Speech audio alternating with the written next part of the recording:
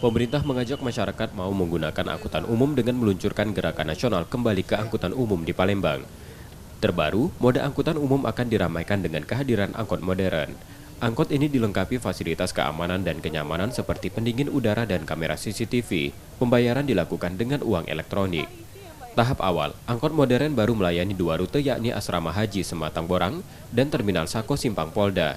Masing-masing diisi 26 armada angkot dengan headway atau jeda sekitar 7 hingga 12 menit.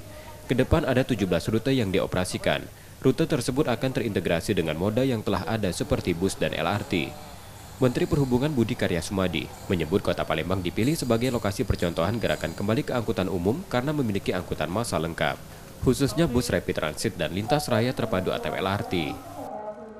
Kita melakukannya di Palembang, karena di Palembang memang ada BRT, ada angkot, ada angkutan sungai, ada LP, makanya kita gerakan angkutan umum, kembali ke angkutan umum itu kita lakukan di Palembang.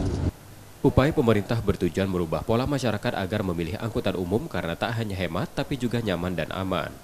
Tapi tugas kita di daerah ini, baik masyarakat maupun pemerintah kota dan provinsi, harus siap merubah mindset bahwa naik angkutan umum itu bukan hanya sekedar hemat, tapi pasti nyaman dan lebih aman.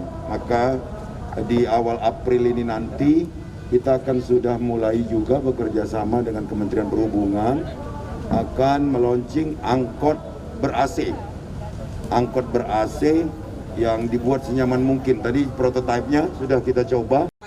Dalam gerakan ini, 5.000 kartu diberikan untuk pelajar dan mahasiswa yang bisa digunakan untuk menggunakan angkutan umum, masing-masing kartu senilai Rp25.000.